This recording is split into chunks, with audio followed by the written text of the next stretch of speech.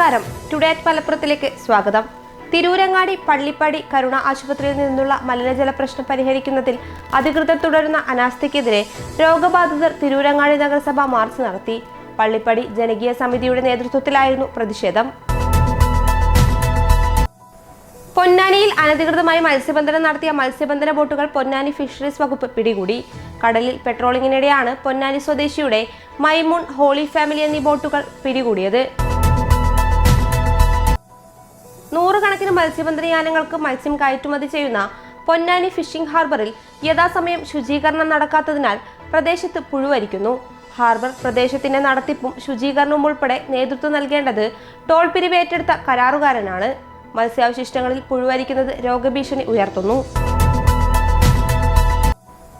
വഴിക്കടവ് നാടുകാണി ചുരത്തിൽ കാറ്റിലും മഴയിലും നിലംപതിച്ച മുളങ്കൂട്ടങ്ങൾ പൂർണ്ണമായി നീക്കം ചെയ്യാത്തതിനാൽ വാഹനങ്ങൾക്ക് ഭീഷണി. കഴിഞ്ഞ ദിവസം രാത്രിയിലുണ്ടായ കാറ്റിലും മഴയിലുമാണ് ചുരത്തിൽ വിവിധയിടങ്ങളിൽ മുളങ്കൂട്ടങ്ങൾ റോഡിലേക്ക് പതിച്ചത്.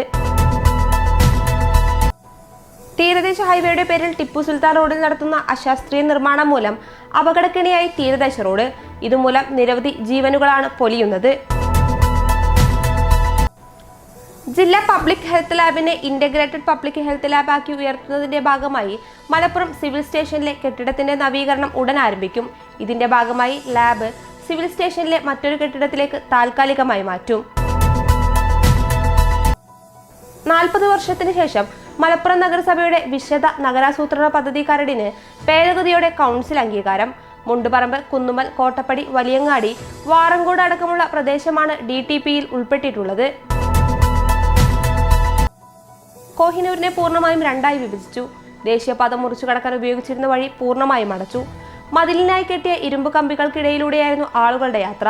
ഇവിടെ കോൺക്രീറ്റ് മതിൽ നിർമ്മിച്ചതോടെയാണ് വഴി അടഞ്ഞത്.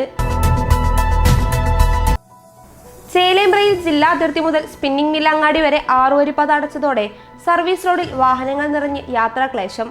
മുൻപ് മണ്ണിടിച്ചിലിനെ തുടർന്ന് അടഞ്ഞ സർവീസ് റോഡ് ഇപ്പോഴും തുറന്നിട്ടില്ല. 6 വരിപ്പാതയ്ക്കുള്ള സ്ഥലത്താണ് 150 മീറ്റർ നീളം ഇപ്പോൾ ബദൽ റോഡുള്ളത്. ഇതോടെ ടുഡേ അറ്റ് മലപ്പുറം സമാപിക്കുന്നു. പുതിയ വാർത്തകളുമായി അടുത്ത ദിവസം കാണാം. നന്ദി.